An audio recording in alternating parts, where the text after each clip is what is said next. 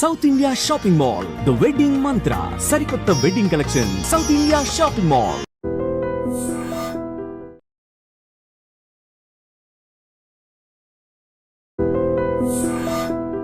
South India shopping mall, the wedding mantra, సరికొత్త wedding collection, South India shopping mall. Psychological thriller చూసింటారు and thrillers లో వేరే రకాలు చూసి.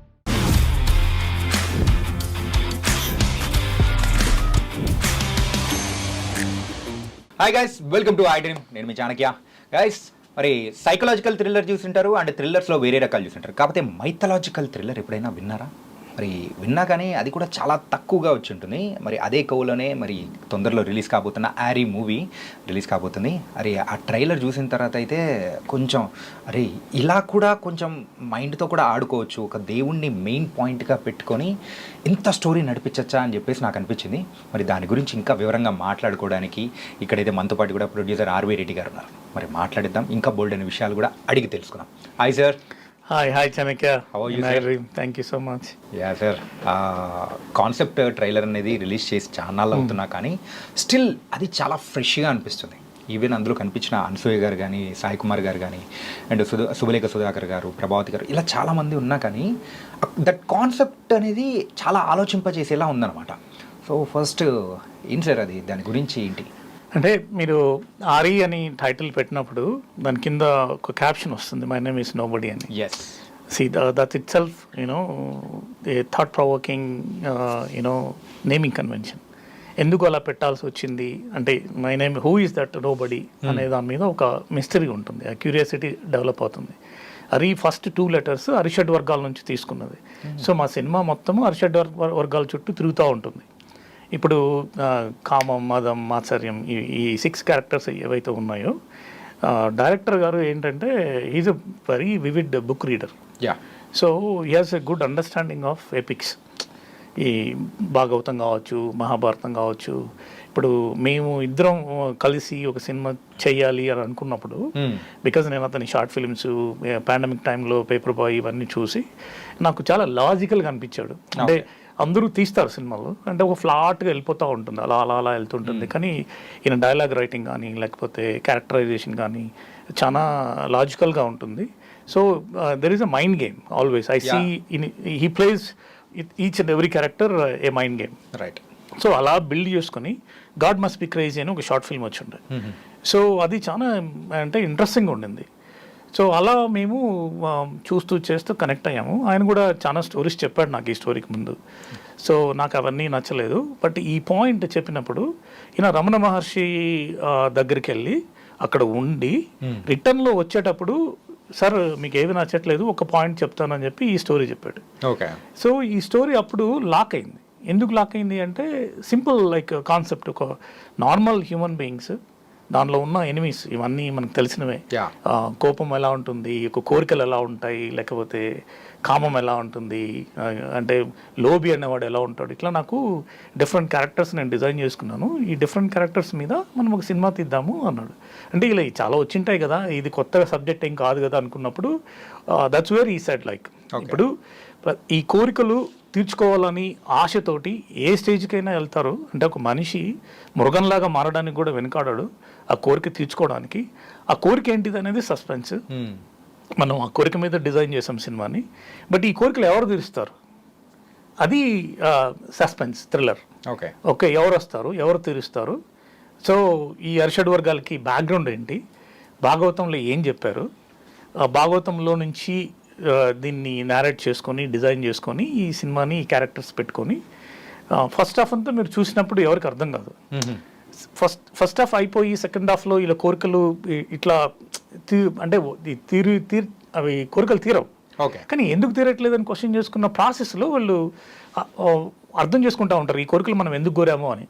అసలు ఈయన ఎవరు, ఈయనకు కోరికలు తీరుస్తానని చెప్పడం ఏంటి, మనం ఇక్కడికి రావటం ఏంటి, ఈయన అడగటం ఏంటి, ఈయన ఏవో మనకు టాస్క్లు ఇవ్వటం ఏంటి, ఇవి చేయడానికి మనం వెళ్ళటం ఏంటి, దీనిలో చాలామంది తారసపడతారు. రైట్. Interesting director. ఇప్పుడు చాలామంది సినిమాటిక్ బ్రిలియన్స్ అంటూ ఉంటారు.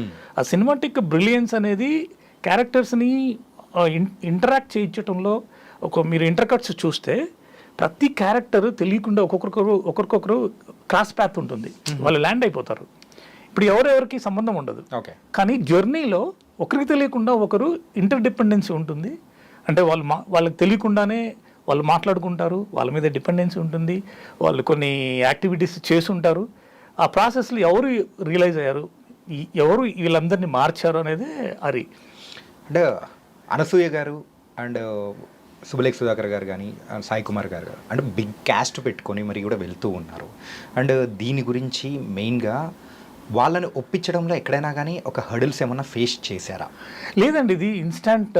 ఇప్పుడు నేను ఎలాగైతే ఇన్స్టాంట్గా డైరెక్టర్ గారి స్టోరీ చెప్పగానే కనెక్ట్ అయ్యానో, ప్రతి యాక్టర్ దీనిలో పనిచేసిన వాళ్ళు వాళ్ళ క్యారెక్టర్ డిస్క్రైబ్ చేసినప్పుడు మీ క్యారెక్టర్ ఇలా ఉంటుంది, ఇలా చేయబోతున్నారు అనుకున్నప్పుడు ఇన్స్టాంట్గా కనెక్ట్ అయ్యారండి. ఎవరు అసలు నో చెప్పలేదు, మళ్ళీ చూద్దాం చేద్దాం అని ఎవరు అనలేదు, ఇన్స్టాంట్గా అయ్యారు. మీరు సినిమా మీద చూస్తే వీళ్ళందరూ పైసా వసూలు పర్ఫార్మెన్స్ ఇచ్చారు. ఓకే. మీరు అసలు అందరూ ఇప్పుడు సాయి కుమార్ చాలా సినిమాలు చూసాం.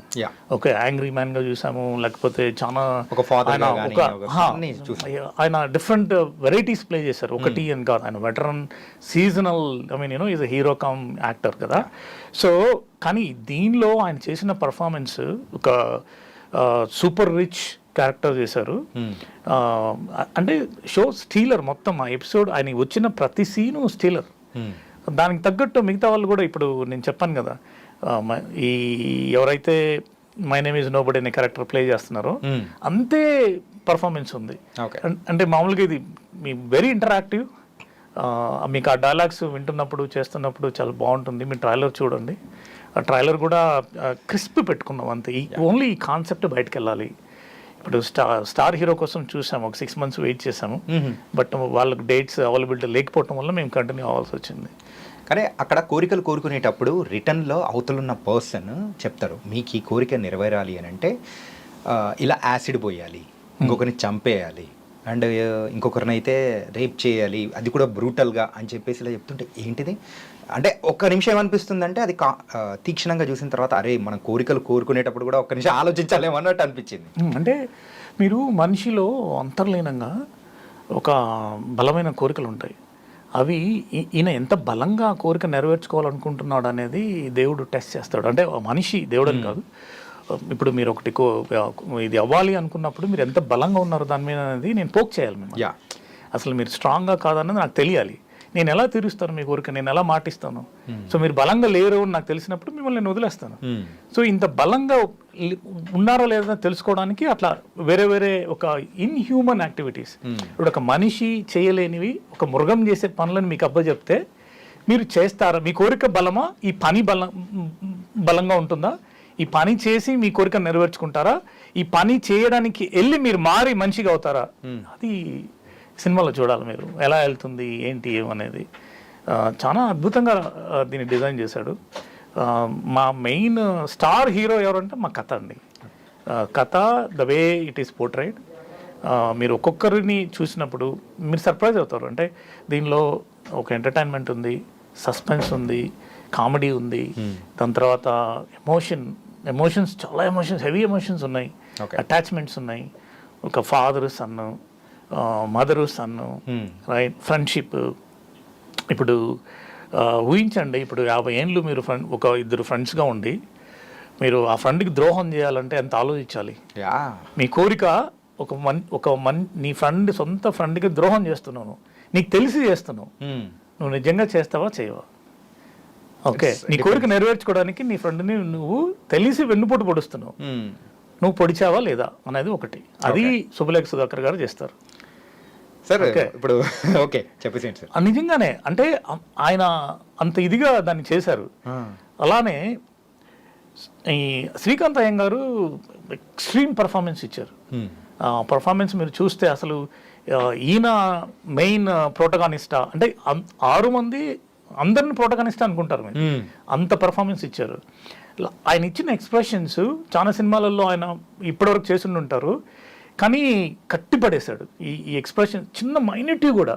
ఒక చోట తన ప్రేయస్ ఉంటుంది, తన ఎక్స్ గర్ల్ ఫ్రెండ్, నేను స్టోరీ రివీల్ చేస్తున్నా, వెళ్ళి తనని ప్రాస్టిట్యూషన్ కింద అరెస్ట్ చేయాలి. అప్పుడు తను కొన్ని ఎక్స్ప్రెషన్స్ ఇస్తాడు. అంటే మనం మైల్డ్గా వెళ్ళిపోయి ఒక షాక్ తగిలినట్టు అయిపోయి నెక్స్ట్ ఏం మాట్లాడాలో తెలియకుండా మనం బ్లాంక్ అయిపోతాం కదా, Yeah. అవి అంత ఈజీగా రావండి. ఒక క్యారెక్టర్ దానిలో ఆ క్యారెక్టర్లో జీవిస్తేనే దాన్ని అర్థం చేసుకొని ఆ ఎక్స్ప్రెషన్ ఇవ్వగలరు. మీరు ఆ సినిమా మీద చూసినప్పుడు ఆ ఎక్స్ప్రెషన్ చూసినప్పుడు మీరు పెట్టిన డబ్బు ఇది దీనికి సరిపోతుంది, చాలు, ఈ ఒక్క సీన్ చాలు, నేను పెట్టిన 100 రూపీస్ 200 రూపీస్ అన్న ఫీలింగ్ వస్తుంది. అంత బాగా చేశారు. ఒక్కరని కాదండి, అనసూయని మీరు అనసూయ భరద్వాజ్ గారిని డిఫరెంట్గా చూస్తారు మీరు. ఓకే, తను ఇంతవరకు ఏవో క్యారెక్టర్స్ చేసినా కానీ ఈ జెలస్ అనే దాన్ని నిజంగానే ఎలా పోర్ట్రే చేసింది. అంటే ఒక అసూయ అనేది మనిషి రూపంలో నడిచి వస్తే ఎలా ఉంటుందో అనసూయ. అనసూయ. యా. ఓహో, ఓకే. సో అంటే ఒక అసూయ మనిషి రూపంలో ఉంటే దాన్ని మనం నిజంగా ఒక సినిమాటిక్గా ప్రజెంట్ చేయాలనుకున్నప్పుడు తను 100% పర్ఫార్మెన్స్ డెలివరీ చేసింది. తను లాస్ట్లో ఐ మీన్ అంత క్రూయల్గా మారటం ప్రాసెస్లో, తర్వాత లాస్ట్లో రియలైజ్ అవటం, సో ఇవన్నీ చాలా హృదయంగా ఉంటాయి, అంటే ఆకట్టుకుంటాయి మిమ్మల్ని. అనసూయ ఎలా ఉంటుందో ఈ మూవీలో మనం చూడబోతున్నాం. మీరు గ్యారంటీకి చూడొచ్చు. తనకి ఇంకా బెస్ట్ బ్రౌనీ పాయింట్స్ ఇస్తారు. ఓకే, చాలా బాగా చేసింది, గ్లామరస్గా ఉంటుంది, చాలా బాగా చేసింది. ఈ ఎక్కడ వల్గర్గా ఉండదు. అదే ఏంటంటే మా థాట్ ప్రాసెస్ కూడా యూనివర్సల్ కాన్సెప్ట్. ప్రతి ఒక్కరు అన్ని వర్గాలకి నచ్చే సినిమా ఇది.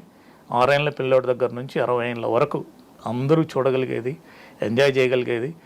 ఇప్పుడు మా సినిమా కాబట్టి మేము చెప్పుకుంటున్నాం అనే ఆలోచన ప్రతి ఒక్కరికి ఉంటుంది, కానీ నేను అలా చెప్పట్లేదు. ఇప్పుడు చాలామందికి మన పురాణాలు కానీ ఇతిహాసాలు కానీ చదివే ఓపిక లేదు, ఇప్పుడున్న జనరేషన్కి అసలు లేదు. ఇప్పుడు మేము వీఆర్ అట్ 40s 50s, మా జనరేషన్లో ఉన్న వాళ్ళకి వీటి గురించి కొద్ది గొప్ప తెలుసు. ఆ భావం ఏంటనేది తెలుసు.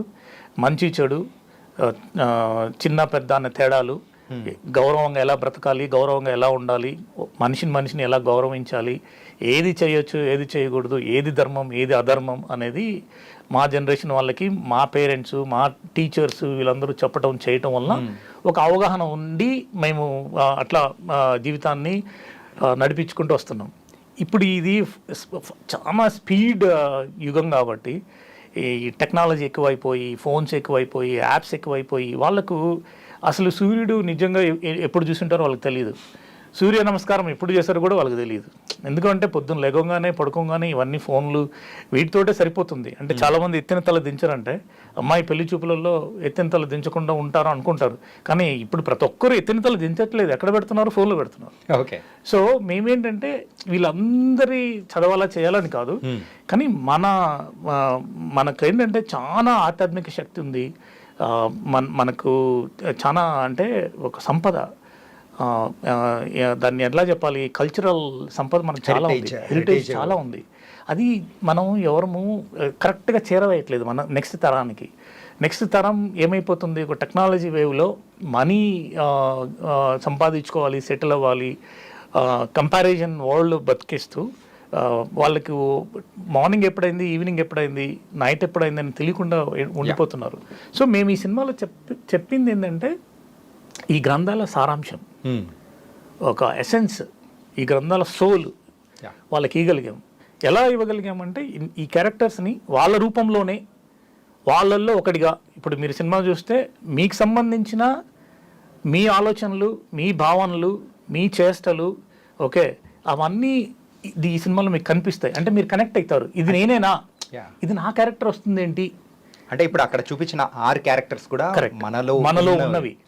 ఒక్కొక్క క్యారెక్టర్ తో ఒక్కొక్కటి మనం కనెక్ట్ అయిపోతాం అనమాట. ఆ 6 క్యారెక్టర్లు ఇప్పుడు అరిషడ్ వర్గాలకు సంబంధించినవి కాబట్టి ఇప్పుడు కోపం లేని వాళ్ళు ఉండరు, కామం తెలియని వాళ్ళు ఉండరు, రైట్, అంటే ఆశ లేని వాళ్ళు ఎవరు ఉండరు, అత్యాశ ఉండే వాళ్ళు కూడా ఎక్కువ మంది ఉంటారు, అసూయ లేని వాళ్ళు ఎవరు ఉండరు, రైట్, గర్వం మదం లేని వాళ్ళు ఎవరు ఉండరు. సో అంటే ఒక మనిషిలో ఒకటి కంటే ఎక్కువ క్యారెక్టర్స్ కూడా ఉంటాయి.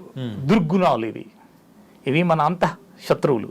ఈ శత్రువుల నుంచి బయటపడేది ఎలా, ఎవరు బయటపడేస్తారు, ఎలా బయటపడేస్తారు, మీరు ఆ సినిమా చూస్తే మీకు అర్థమవుతుంది. సో అందుకే నేనేమంటున్నానంటే ఇది చాలా పెద్ద సబ్జెక్ట్.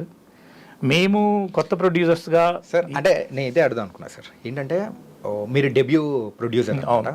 సో ఈ పాయింట్ చెప్పేటప్పటికి చాలా ఇంట్రెస్టింగ్గా అనిపించింది, ఒప్పుకున్నారు. కానీ ఎప్పుడైతే మూవీ షూటింగ్ కానీ స్టార్ట్ చేసిన తర్వాత సో ఫేస్ చేసిన హడిల్స్, సో ఫస్ట్ డెబ్యూ డైరెక్టర్కైనా, యాక్టర్కైనా, ప్రొడ్యూసర్కైనా ఖచ్చితంగా తగిలే ఉంటాయి దెబ్బలు. సో ఇలాంటి దాటుకొని ఎలా వచ్చారు? అంటే నేను ఎలా చెప్పాలండి, ఇప్పుడు మనం దూరం నుంచి ఆకాశాన్ని చూసినప్పుడు చందమామ, మెరిసే తారలు, దాని కవిత్వము, బీచ్లో నడుస్తున్నప్పుడు ఆకాశం వైపు చూస్తున్నప్పుడు మనతో పాటు చందమామ వస్తుంది, తారలు వస్తున్నాయి, ఆ ఫ్రేమ్ బాగుంటుంది ఊహించుకోవడానికి. అది సినిమా ప్రపంచం. ఓకే ఓకే, సో ఎవరికైనా ఏ ప్రాజెక్ట్ అయినా అండి, ఇక్కడే కాదు, ఇప్పుడు ఒక తల్లి బిడ్డకి జన్మనివ్వాలంటే తను పుట్టినొప్పులు పడుతుంది, కానీ ఆ జర్నీని ఎంజాయ్ చేస్తుంది తను. తనకి ఒక ఎక్సైట్మెంట్ ఉంటుంది, తనలో ఒక తన్మయత్వం ఉంటుంది. ఓకే, సో కానీ ఈ జర్నీలో తనకు కొన్ని ఈతిబాతలు కూడా ఉంటాయి, కొన్ని పుట్టినొప్పులు ఉంటాయి. సినిమా మేకింగ్ కూడా, సినిమా తీయాలనుకుంటే ఇలాంటివి తప్పకుండా ఉంటాయండి. ఛాలెంజెస్ అనేవి లేకుండా, లేకపోతే సినిమాని పర్ఫెక్ట్గా చేసాము అని చెప్పలేము. ఎందుకంటే ఇవన్నీ ఇప్పుడు మేము కొత్త వాళ్ళం కాబట్టి కొంత తెలుసు, కొంత తెలియదు. సినిమా ఫీల్డ్లో చాలా క్రాఫ్ట్స్ ఉంటాయి, వాటి మీద అవగాహన ఉండాలి. తర్వాత ఇది పీపుల్స్ మేనేజ్మెంట్ అండి. ఒకటి నేను చెప్పాలనుకున్నది, నేను నేర్చుకున్నది ఏంటంటే, బయట చాలా ఐటీ సెక్టర్ కావచ్చు, లేకపోతే ఇంకా డిఫరెంట్ కార్పొరేట్ వరల్డ్స్ కావచ్చు, ఉండొచ్చు. కానీ సినిమా మనుషులు చాలా సున్నితమైన వాళ్ళు. వీళ్ళ ప్రపంచం వేరండి, వీళ్ళ ప్రపంచం వేరు, వీళ్ళ ఆలోచనలు వేరు. వాళ్ళని అర్థం చేసుకుంటే మనకు కావాల్సిన ప్రోడక్ట్ వస్తుంది. వాళ్ళని అర్థం చేసుకోకుండా ఉంటే వాళ్ళ సెన్సిటివ్నెస్ అంటే చాలా చాలా ఎట్లా ఉంటాయంటే టచ్ మీ నాట్ అని ఉంటాయి. ఓకే, వాటిని మనం కరెక్ట్గా టచ్ చేయాలి, బ్యాలెన్స్ చేయాలి. రాంగ్ స్పాట్లో మీరు రబ్ చేస్తే గిన వాళ్ళ రియాక్షన్స్ వేరే ఉంటాయి. ఓకే, సో ఇది పీపుల్ మేనేజ్మెంట్కి సంబంధించింది. అందుకే ఎవరు డైరెక్ట్గా 1-to-1 ఇక్కడ మాట్లాడరు. నాకున్న ఛాలెంజ్ ఏంటంటే, చాలా వరకు ఈ కష్టాలని మా డైరెక్టరు నెరవేర్చాడు కొంతవరకు, జయశంకర్. ఎందుకు అంటే ఇప్పుడు తను మొత్తం ఈ కర్త కర్మ క్రియ లాగా ఈ సినిమాకి పనిచేశాడు. Okay, so we have some challenges. ఇప్పుడు ఏంటి, మేము సినిమాని ఫాస్ట్గానే ఫినిష్ చేసాం. ఓకే, మేము ఫస్ట్ కాపీ ఒక 1 year ముందు తెచ్చుకున్నాం. ప్రసాద్ ల్యాబ్స్లో ప్రివ్యూస్ కూడా వేసాం. చాలా మంది ప్రముఖులు వచ్చారు. ఇప్పుడు వెంకయ్యనాయుడు గారికి చూపించాము, చాలా బాగుందన్నారు, మన మాజీ రాష్ట్రపతి. తర్వాత అశ్విని దత్ గారు చూశారు, చాలా అప్లాడ్ చేశారు, మంచి ప్రయత్నం అయ్యా, బాగా చేశారు అన్నారు. అలానే మన ఈయన ఎండమూరి వీరేంద్రనాథ్ గారు చూశారు, ఆయన చాలా బాగా చెప్పారు. అసలు మంచి కథ, ఇది మంచి సినిమా, బాగా తీశారు. ఆయన కూడా అలానే అన్నారు, ఇది క్లాసిక్. ఆయన వాడిన పదం ఇది, this movie is a classic. ఆయన ఏదో స్క్రీన్ ప్లే గురించి కూడా గొప్పగా మాట్లాడారు. ఇంతమంది ప్రముఖులు అయితే చూశారు, చూసిన తర్వాత వాళ్ళ ఒక అప్లాజ్ అనేది కూడా ఇచ్చారు. కానీ 1 year బ్యాకే రెడీ అయినా కానీ ఇంత డిలే ఎందుకు? అదే చెప్పబోతున్నా. ఇప్పుడు అలా ఉన్నప్పుడు కామన్ పర్సన్ స్టాండ్ పాయింట్లో మేము ఒక స్పెషల్, మేము ఏమనుకున్నామంటే ఒక డిఫరెంట్ స్క్రీన్ ప్లేలో వెళ్దాము. ఇంతవరకు క్యారెక్టర్ బేస్డ్, డైలాగ్ బేస్డ్, ఇంట్రీగ్గా ఉండేవి, అంటే ఛాలెంజింగ్గా ఉండేవి, పోర్ట్రే చేసేవి, అట్లా చేద్దాము, దాన్ని ఒక డిఫరెంట్ వేలో తీసుకెళ్దాము అనుకున్నాం. తర్వాత చాలామంది చూసినప్పుడు అంటే ఇది బాగుంది, డైలాగ్ అంతా బాగుంది, విజువల్స్ మన వాళ్ళు తెలుగు ప్రేక్షకులకి ఎట్లా అంటే సాంగ్స్ బాగుండాలి, ఫైట్స్ ఉండాలి, విజువల్స్ ఉండాలి, రైట్, కథతో పాటు ఇవన్నీ ఉండాలి. ఇవన్నీ ఉండాలి అనుకున్నప్పుడు మా ఇనిషియల్ థాట్ ప్రాసెస్ ఏంటి, మేము ఒక భాగవతంలో ఉన్న అరిషడ్ వర్గాల్ని ఈ క్యారెక్టర్స్ ద్వారా చెప్పాలి అనుకున్నప్పుడు ఈ క్యారెక్టర్స్ని మాట్లాడిచ్చాం. సో ఇక్కడ డైలాగ్ వర్షన్ చాలా ఎక్కువ ఉంది.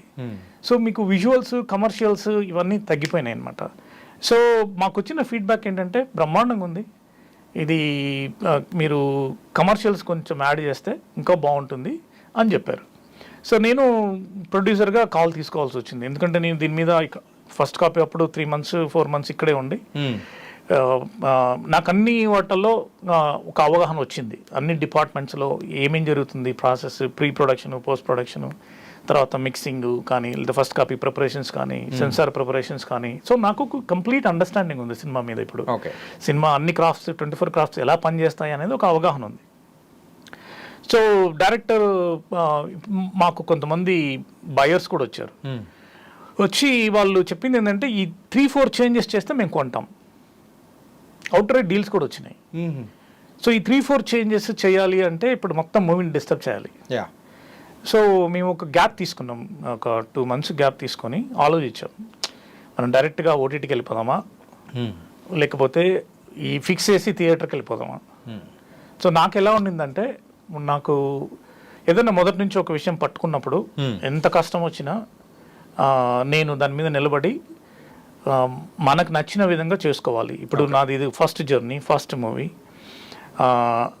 ఇట్లాంటి చిన్న చిన్న ఒడుగుదొడుగులు ఉన్నప్పుడు వదిలిపెట్టేయకుండా గట్టిగా నిలబడి, ఇప్పుడు డైరెక్టర్ కూడా టీం కూడా మాతో పనిచేసిన ఆర్టిస్టులు కానీ లేకపోతే టీం కానీ ఇప్పుడు అనూప్ రూబెన్స్ గారు కానీ ఇప్పుడు ఎన్ని చేంజెస్ వచ్చినా కానీ ఆయన చేసి ఇచ్చారు. అలానే యాక్టర్స్ కూడా సహకరించారు. సో మేము ఈ రీషూట్కి వెళ్ళాం బేసిక్గా. ఇప్పుడు మీరు చూస్తే ఇప్పుడు వచ్చిన ఫైనల్ ప్రోడక్ట్ చూస్తే అందుకే అంత ధైర్యంగా మేము ఉండగలుగుతున్నాం. ఏంటంటే మీకు అన్ని కమర్షియల్స్ ఎలిమెంట్స్, సినిమాటిక్ బ్రిలియన్స్ కావచ్చు, విజువల్స్ కావచ్చు, ఎంటర్టైన్మెంట్ కావచ్చు, కామెడీ కావచ్చు, సెంటిమెంట్ కావచ్చు, మెయిన్ మీకు ఈ కంటెంట్ ఈ కథ కావచ్చు, ఎక్కడ దాన్ని డీవియేట్ కాకుండా చాలా టైట్ స్క్రీన్ ప్లేలో దీన్ని ఎండ్ టు ఎండ్ ప్రజెంట్ చేసాం. చాలా కాన్ఫిడెంట్గా ఉన్నాం. అంటే అది చాలా ఫస్ట్ ప్రొడ్యూసర్స్కి చాలా ఛాలెంజింగ్. అందుకే నేను పార్ట్నర్స్ని యాడ్ చేసుకున్నాను. పార్ట్నర్స్ కూడా నేను ఎక్కువ డిస్కస్ చేయలేదు. ఇది నా కాన్సెప్ట్, మీరు సెన్సార్ అయిపోయింది, మీరు చూడండి, నచ్చితే రండి. వచ్చారు, నా సినిమాని చూసి వచ్చి వాళ్ళు హెల్ప్ చేశారు, సపోర్ట్ చేశారు. సో వాళ్ళ సపోర్ట్ వలన మళ్ళీ రీషూట్కి వెళ్ళిపోయి మిస్ అయిన ఎలిమెంట్స్, మిస్ అయిన ఇంటర్కట్స్ అన్నీ దీన్ని చూసి చేసి ఇప్పుడు ఏమంటాము, ఇప్పుడు ఫస్ట్ మేము ప్లేట్ మీల్స్ లాగా పెట్టాం. ఓకే, ఇప్పుడు పంచభక్ష పరమాణాలు పెట్టాం. ఓకే ఓకే, కానీ ఒకటి అడగనా సార్, అడగండి. ఎప్పుడైనా కానీ ఒక మెయిన్ ప్రోడక్ట్ అనేది తీసుకున్న తర్వాత దాన్ని మళ్ళీ రీకన్స్ట్రక్ట్ చేయడము అంటే ఈ మెయిన్ కోర్ ఎలిమెంట్స్ని డిస్టర్బ్ చేసినట్టు అవుతుంది కదా. అలా డిస్టర్బ్ చేయకుండానే దానికి తగ్గట్టు మిగతా అన్ని ఎలిమెంట్స్ యాడ్ చేశారా? అది డైరెక్టర్ గురించి చెప్పాలి అలాంటప్పుడు. Okay, he did wonderful job. ఎందుకంటే బ్లెండ్ చేయటం అనేది అంత ఈజీ కాదండి. ఈ కోర్ కాన్సెప్ట్ కానీ లేకపోతే మేము ఫస్ట్ కాపీలో తీసుకున్న క్యారెక్టర్స్ కానీ, క్యారెక్టరైజేషన్ కానీ, డైలాగ్స్ కానీ ఎక్కడ మిస్ కాకుండా దీన్ని బ్లెండ్ చేసుకుంటూ వెళ్ళారు. బ్లెండ్ చేయడం వలన మీకు ఒక ఫస్ట్ హాఫ్ అంతా చాలా రిఫ్రెషింగ్ ఫీల్ ఉంటుంది. ఓకే, మీకు విజువల్స్ ఉంటాయి, ఇప్పుడు యూత్ఫుల్ సాంగ్స్ ఉంటాయి, నేరేషన్ ఉంటుంది, ఫైట్స్ ఉంటాయి, ఓకే, ఒక క్యూరియాసిటీ ఉంటుంది, మధ్యలో ఈ క్యారెక్టర్స్ వస్తూ ఉంటాయి, introduction of all these characters అయిపోతుంది. మీకు ఇంటర్వల్కి వచ్చేసరికి రెగ్యులర్ బ్యాంగ్ పడినట్టే పడుతుంది. ఎట్లా పడుతుంది అనేది మీరు థియేటర్లో చూడాలి. అంటే ఒక క్యారెక్టర్ వస్తున్నప్పుడు ఇంటర్వల్ బ్యాంక్ వచ్చేసరికి మన రాజమౌళి గారు అని చెప్పలేం కానీ రాజమౌళి గారి ముద్ర ఉంటుంది కదా, ఆ టైపులో ఒక ముద్ర పడిపోతుంది. ఓకే, ఇది లస్ట్, ఇది జలస్, ఇది యాంగర్, ఓకే, ఇది అటాచ్మెంట్. ఈ టైప్లో మీ ప్రేక్షకులకి ప్రతి ఒక్కరికి అర్థమైపోతుంది. అంటే మేము అంతవరకు బిల్డ్ చేసుకుంటా క్యారెక్టర్స్ని తీసుకొచ్చి ప్రేక్షకులకి కన్ఫ్యూజ్ లేకుండా చేసాం. ఓకే, ఈ క్యారెక్టర్స్ ఎస్టాబ్లిష్మెంట్ అయిపోయింది, కానీ ఎట్లా చెప్పాము, డైరెక్టర్ బ్రిలియన్స్ అక్కడ కనిపిస్తుంది జయశంకర్ది. ఈ అన్నిటినీ కనెక్ట్ చేసుకుంటూ ఎక్కడ కూడా బోర్ కొట్టకుండా వీటితో విజువల్స్ కావచ్చు, ఫైట్స్ కావచ్చు, యూత్ఫుల్ సాంగ్స్ కావచ్చు, అలానే ఈ క్యారెక్టర్స్ అన్నీ మాట్లాడుకోవటం కావచ్చు, ఆ డైలాగ్ డెలివరీ కావచ్చు. మీరు అన్నారే అంటే ఫస్ట్ హాఫ్ అంతా ఒక మనిషి వీళ్ళందరూ నడిపిస్తుంటాడు.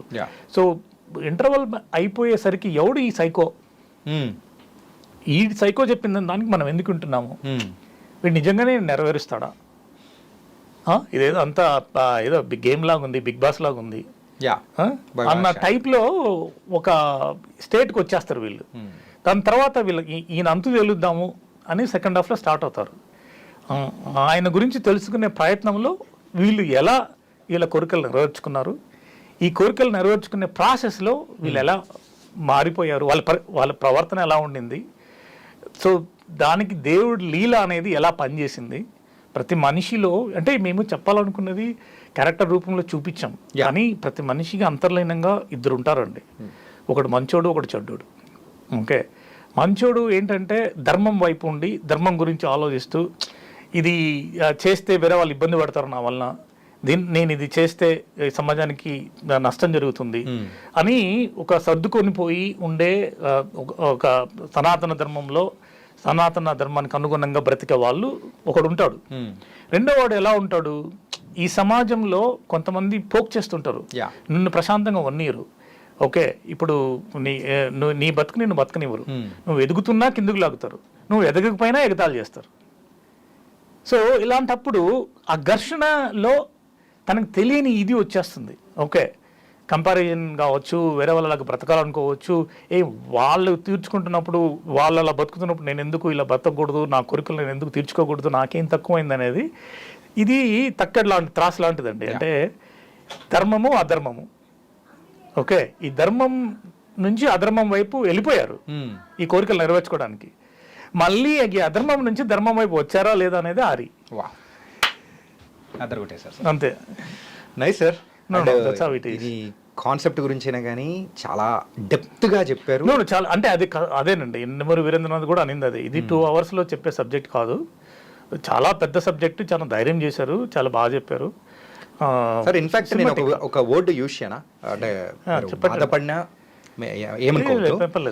అంటే ఫస్ట్ ఇంతకుముందు ఒక 1 year బ్యాక్ తీసిన కాపీ అయితే మీరు చూసుకున్నప్పుడు విత్ ఒక only dialogues without commercial elements, అంటే ఒక డాక్యుమెంటరీ లా ఉండింది అనుకోవచ్చేమో. ఒక డాక్యుమెంటరీ కంటే ఒక ఓటీటీ ఫిల్మ్ లాగా ఉండింది అనుకోండి. ఓకే, సో అలాంటిది. సో ఇప్పుడైతే కంప్లీట్గా ఒక సినిమా థియేటర్లో చూసే ఒక కమర్షియల్ ఎలిమెంట్తో కూడుకున్న ఒక సినిమాని తీసారు. పక్కా కమర్షియల్ అండి. ఓకే, పక్కా కమర్షియల్. ఇప్పుడు మీలోంచి ఒక ప్రొడ్యూసర్ బయటకు వచ్చాడు. పక్కా కమర్షియల్, పైసా వసూల్ పర్ఫార్మెన్స్, ఎవరిని కూడా డిసప్పాయింట్ చేయదు.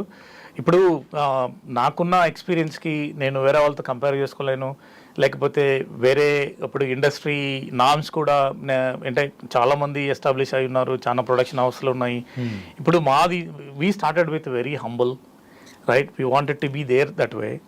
నేను కోరుకునేది ఏంటంటే ప్రేక్షకులను కానీ లేకపోతే సినిమా ప్రపంచాన్ని కానీ ఈ మమ్మల్ని ఆదరించండి, ఓకే, సినిమా చూడండి. అంటే ప్రతి ఒక్కరు చెప్పేదే ఇది. ఓకే, వాళ్ళు కూడా ప్రేక్షకులు కూడా ఏ స్టేజ్కి వచ్చినారండి, మిమ్మల్ని ఓడి సినిమా తీయమన్నారు, మీరు మళ్ళీ సినిమా తీసి మీ కష్టాలు కన్నీళ్ళు మాకెందుకు సార్. నేను అవి చెప్పట్లేదు. ఓకే, నేను మంచి ప్రోడక్ట్ ఇచ్చాను, ఇప్పుడు ప్రోడక్ట్ ఇచ్చాను. ఓకే, నేనేం చెప్తున్నానంటే మీ దైనందిక జీవితంలో ఇది ఒక మంచి భావనని ఈ సినిమా చూసిన తర్వాత మీలో కలగజేస్తుంది. ఓకే, మిమ్మల్ని బాధ పెట్టదు, సంతోషపెడుతుంది, ఆలోచింపజేస్తుంది, మీకు తెలియని ఆనంద బాష్పాలు ఉంటాయి. బయటకు వచ్చినప్పుడు మీరు ఇంక వెళ్ళిపోయిన సినిమా అయిపోయింది వెళ్ళిపోతున్నప్పుడు కూడా నేను ప్రొడ్యూసర్గా సినిమా చూసిన తర్వాత నా టీం మీద కావచ్చు, డైరెక్టర్ మీద కావచ్చు, ఆర్టిస్టుల మీద కావచ్చు, ఓవరాల్గా సినిమా మీద కావచ్చు, నా సినిమాకి సహకరించిన పార్ట్నర్స్ వైపు నుంచి కావచ్చు, నేను ఒక్క మాట అయితే చెప్పగలను, రోలింగ్ టైటిల్స్ వరకు మీరు నిలబడే ఉంటారు థియేటర్లో. నైస్. బాగుంది. ఈ మధ్య ప్రేక్షకులకు అది కొత్త అయినా పాత అయినా అని మాత్రం పట్టించుకోవట్లేదు, అందులో కాన్సెప్ట్ ఉందా లేదా, ఉంటే మాత్రం ఖచ్చితంగా చూడడానికి కూడా they are ready to go and watch that experience and everything. So ఆరీ మూవీలో అయితే అది ఉండబోతుందని కూడా మళ్ళీ గుద్ది మరి చెప్తున్నారు మీరు. బల్ల కాదండి, ఇంకా ఏదైనా ఉన్నా కానీ గుద్ది చెప్పగలను. ఎందుకు అంటే అంత ధైర్యంగా నేను ఉండగలిగాను.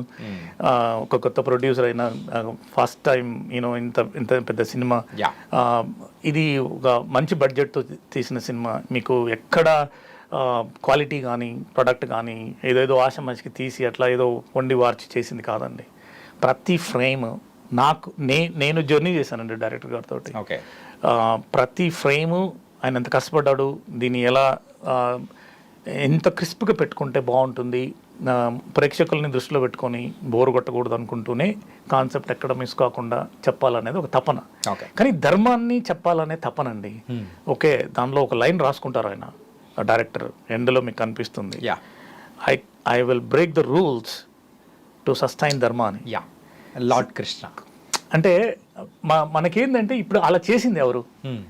ఇప్పుడు మొత్తం ఇప్పుడు మహాభారతాన్ని చూసుకున్నా కానీ నడిపింది అంతా శ్రీకృష్ణ పరమాత్మలే. సో మేము కూడా ఏంటంటే అది మాకు ఇన్స్పిరేషన్. ఆ ఇన్స్పిరేషన్ని మేము ఈ సినిమాలో ప్రజెంట్ చేసుకున్నాం. మీకు కనిపిస్తాడు ఆయన లాస్ట్లో. బిఫోర్ క్లోజింగ్ అవర్ ఇంటర్వ్యూ ఒక డైలాగ్ మాత్రం నిజంగా హార్ట్కి టచ్ అయ్యేలా ఉంది సార్. అదేంటో నేను చెప్తాను. మన శ్రీనివాస్ రెడ్డి గారు లాస్ట్లో ఒక డైలాగ్ అంటారు, అన్న ఎవరు వచ్చి అడిగినా కానీ కోరికలు అనేది తీర్చేస్తూ ఉంటాడు, మళ్ళీ దాన్ని తదుముట్టడం కోసము ఆయనే భగవంతుడుగా మరో అవతారాలు ఎత్తుతూ ఉంటాడు అని చెప్పేసానంటే కరెక్టే కదా. అదే ఇప్పుడు దశావతారాలు ఉన్నాయి, దశావతారాలు. ఇప్పుడు నేను ఇంకోటి ఏంటంటే మన అధ్వానమైన పరిస్థితి మన సంస్కృతిలో, నేను ఇది బాధపడి చెప్తున్నాను. ఎందుకు అంటే మనకు తెలిసింది ఆవగింజంత కూడా కదండి. మనకున్న విజ్ఞానంలో మనది చాలా విజ్ఞానం ఉంది, కానీ ఎవరికి అంతగా తెలియదు. ఇప్పుడు మనం ఎంతసేపు ఉన్న ఈ 4 యుగాల గురించి మాట్లాడుకుంటూ ఉంటాము, కానీ దాని వెనక ఇప్పుడు ఎన్ని యుగాలు వస్తున్నాయి, దేవుళ్ళు దేవతలు ఎగతాళి చేసే స్టేజ్కి వస్తున్నారు. కానీ మీకు నిజంగా అంత టైము అంత తెలుసుకోవాలని ఉంటే చదవండి, చదివితే మీకు బ్రహ్మజ్ఞానం తెలుస్తుంది. ఓకే, ఇది ఇప్పుడు ఈ ఒక పుస్తకంలో చదివి నాకు తెలుసు అనుకునే ఇది కాదండి. ఇప్పుడు మన ఋషులు ఇంకా జీవించున్నారు, చిరంజీవులుగా ఉన్నారు, సప్త ఋషులు ఉన్నారు. వీళ్ళందరూ మాట్లాడుతున్నప్పుడు హిమాలయాలకు వెళ్తున్నారు, ఎందుకు వెళ్తున్నారు? పని పాటలకు వెళ్తున్నారా? సో జ్ఞానం సంపాదించుకునే దానికి ఎందుకు మంది కర్మభూమి, ఈవెన్ ఈయన అంటారు, బ్రహ్మంగారు అంటారు, ప్రపంచం మొత్తం పోయినా కానీ భారతదేశం ఉంటుందని. రైట్. ఎందుకు? ఇది కర్మభూమి, వేదభూమి. ఇది ఈ వేదభూమిలో మనం పుట్టినందుకు, మనం ఉన్నందుకు చాలా గర్వపడాలి. ఈ జ్ఞానం లేదండి, చాలా డీవియేట్ అయిపోతున్నాము, చిన్న చిన్న దానికే ఇదైపోతున్నాము. సో ఈ సినిమాలో చేసిన ప్రయత్నం కూడా అదే. ఓకే, మంది అంటే మీరు చిన్నదానికి రియాక్ట్ అవ్వకండి, life is all about your reactions అని లాస్ట్లో చెప్తాం మీకు. ఓకే, సో వాళ్ళతో కూడా చెప్పిస్తాం. అంటే మీకు స్టోరీ కూడా ఎట్లా స్టార్ట్ అవుతుంది, ఆత్మల్ని మళ్ళీ భూమి మీదకి పంపించేటప్పుడు దేవుడు ఒక మెంటర్ని పంపించి వాళ్ళు చేసిన తప్పుల్ని వాళ్ళని గుర్తు చేసి మళ్ళీ తిరిగి వచ్చేటప్పుడు మంచిగా రమ్మని చెప్పండి, ఈసారైనా వాళ్ళకి మోక్షం వస్తుంది అని చెప్తారు. అంటే మనం కూడా ఒక మనిషిగా ఈ భూమి మీదకి వచ్చినప్పుడు మళ్ళీ తిరిగిపోయే లోపల కొన్ని మంచి పనులు చేయండి. ఓకే, ఇప్పుడు ఉన్న కర్మని గుడ్ కర్మని ఏర్పాటు చేసుకోండి, బ్యాడ్ కర్మని పెట్టుకొని మీరు, మీ తరాలు, మీ పిల్లలు, అంటే మీకు ఆల్రెడీ ప్రారంభ కర్మ వస్తుంది. మీ తల్లిదండ్రుల నుంచో, మీ ముత్తాతల నుంచో, మీ జేజనాల నుంచో, వాళ్ళ నుంచి వస్తుంది. మీ వరకు వచ్చే వరకన్నా మీరు ఆ పితృలకి వాళ్ళందరికీ సంతృప్తి పరిచే విధంగా కొన్ని పూజలు చేసుకోవటము, మీరు ప్రవర్తన చక్కగా ఉంచుకోవటము, మీ వల్ల మీ పిల్లలకు నెక్స్ట్ తరానికి ఇబ్బంది లేకుండా మీ బ్యాడ్ కర్మ వాళ్ళకి పాస్ చేయకుండా ఉంటే అదే 10,000. రైట్. ఈ సినిమాలో చూసి బయటకు వచ్చిన తర్వాత అలా అనిపిస్తుందండి. So nice sir. ఎందుకంటే యాజ్ ఎ ప్రొడ్యూసర్గా మీరు తీసుకున్న ఈ ఫస్ట్ స్టెప్పే చాలా బోల్డ్ డిసిషన్, అండ్ దాన్ని పర్ఫెక్ట్గా రావడం కోసం మీరు చేసిన కృషి కానీ ఇట్ వాస్ వండర్ఫుల్. అంటే we are waiting sir, really. Thank you. Harry ఎప్పుడు వస్తుందా అనేది, దాంట్లో వచ్చిన సాంగ్స్ కానీ అన్నీ చాలా బాగుంది. అనూప్ రూబెన్స్ గారు ఇచ్చిన మ్యూజిక్ కానీ, మ్యూజిక్ బ్యాక్గ్రౌండ్ అసలు కట్టిపడేస్తుందండి బాగా. అనూప్ రూబెన్స్ గారికి నేను ఈ సెషన్లో ఈ ఇంటర్వ్యూలో ఆయనకి ధన్యవాదాలు చెప్తున్నాను. ఎందుకంటే చాలా టైం పెట్టి చాలా చేంజెస్ వచ్చినా కానీ మనస్ఫూర్తిగా ఆయన మా కోసం చేశారు. నేను ఆయన ఆయన టూర్లు చేస్తూ ఉంటారు యూఎస్లో. సో ఒక ఫ్రెండ్షిప్ ఏర్పడింది. సార్ ఇట్లా ఈ చిన్న చేంజ్ వచ్చింది అంటే పర్లేదండి చెప్పండి చేస్తానని చెప్పి చాలా మాకు సహకరించారు. అంటే అందరూ సహకరించారు చాలా పాజిటివ్గా. లేట్ అయినా లేటెస్ట్గా వస్తున్నాము, చాలా సంతృప్తిగా ఉంది. ఇప్పుడు లేకపోతే ఆ టెన్షన్ నాలో మీకు ఆ టెన్షన్ కనపడి ఉండాలి. నేను ఇంత డబ్బులు పెట్టాము, అయ్యో ఈ సినిమా ఏమైపోతుందో అనే ఆలోచన లేదండి. ఈ సినిమా ప్రేక్షకులకు నచ్చుతుంది. ఇప్పుడు డబ్బులు వస్తాయా లేదా అనేది దైవాధీనం అండి. కానీ గంటాపదంగా నేను చెప్పగలిగేది ఏంటంటే, కొత్త ప్రొడ్యూసర్ అయినా హీరోయిన్, టాప్ హీరోయిన్, స్టార్ ఇలాంటి ఎవరు లేకపోయినా కానీ కట్టిపడేసే సినిమాని, ఒక మంచి సినిమాని తీశారు అనే పేరైతే వస్తుందండి. Super sir, nice. And sir, మరి ఈ మూవీ తర్వాత సో నెక్స్ట్ ఇంకేమైనా మూవీస్ ప్లాన్స్ ఏమైనా ఉన్నాయా, లేకపోతే ప్రెసెంట్ కంప్లీట్ దీని మీదే కూర్చున్నారా? ఏమి లేవండి, అంతే. దీని మీద ఈ ప్రాజెక్ట్ అయిపోయిన తర్వాత చాలా కథలు విన్నాము, చేసాము, షార్ట్ లిస్ట్ చేసాము, ఇవన్నీ జరుగుతూ ఉంటాయండి పార్ట్ ఆఫ్ ప్రాసెస్. కానీ నాకేంటంటే నేను 1 at a time గాయ అండి. ఓకే, నేను టూ మెనీ థింగ్స్ చేసే పర్సనాలిటీ కాదు నాది. ఏదన్నా ఒకటి కష్టమైన నష్టమైన ఎండ్ టు ఎండ్ దాన్ని అంతం కాదు, అంతు చూసే వరకు ఉండి దాన్ని బయటపడేసుకునే మనస్తత్వం నాది.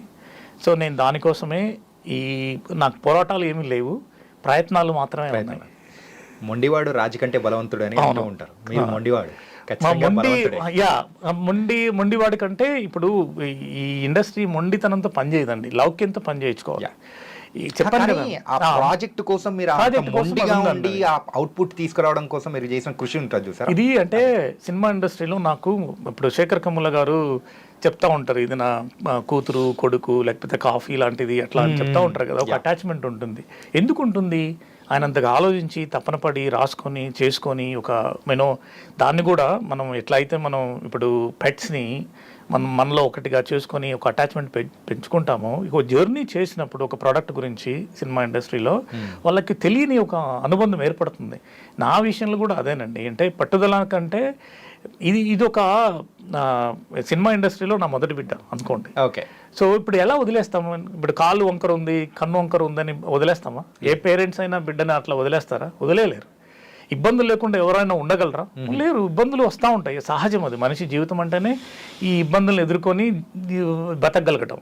సో వీటన్నిటి సారాంశమే ఈ సినిమాలో కూడా నాకు జరిగింది. So but still I mean అది నేను చూడాలి. ఇప్పుడు 9 months అయిపోయిందండి, డెలివరీకి రెడీగా ఉంది. I want to see crawling, walking, running. And ప్రేక్షకులు ఎలా అంటే రిసీవ్ చేసుకుంటారు. ఓకే, దాన్ని జస్ట్ చిన్న బిడ్డగానే వదిలేస్తారా లేకపోతే పరిగెత్తిస్తారా చూడాలండి అది. Nice sir. అండ్ మొత్తానికి అయితే మీరు చేసిన ప్రయత్నం మాత్రం చాలా గొప్ప ప్రయత్నం. ఇంకా ఇలాంటి ప్రయత్నాలు చేయాలి అండ్ మంచి మంచి ప్రాజెక్ట్స్ అనేది కూడా తీసుకురావాలని మనస్ఫూర్తిగా కోరుకున్నాం. And we are waiting for the Aari in theatres especially. తొందరగా దింపండి, బ్రేక్ ఇవ్వడానికి రెడీగా ఉన్నాం అనుకున్నాం. Thank you so much Chanakya. This is very good. Thanks for asking all right questions so that at least ప్రేక్షకులకి అందరికీ అర్థమవుతుంది. 2 years జర్నీ ఇది. 2 years అందరూ కష్టపడి పనిచేశారు. ఎవరు ఈ సినిమాని వదిలిపెట్టలేదు మధ్యలో. ఎన్ని కష్టాలు వచ్చినా, కష్టాలు ఏం లేదండి. అంటే ఇది ఒక మంచి ప్రోడక్ట్ చేయడానికి దానిలో ఉన్న ఏమన్నా మైనస్లని ప్లస్లు చేసుకోవడానికి చేసిన ప్రయత్నమే. అది కష్టం కాదు, ఇష్టంతో చేసిన పని.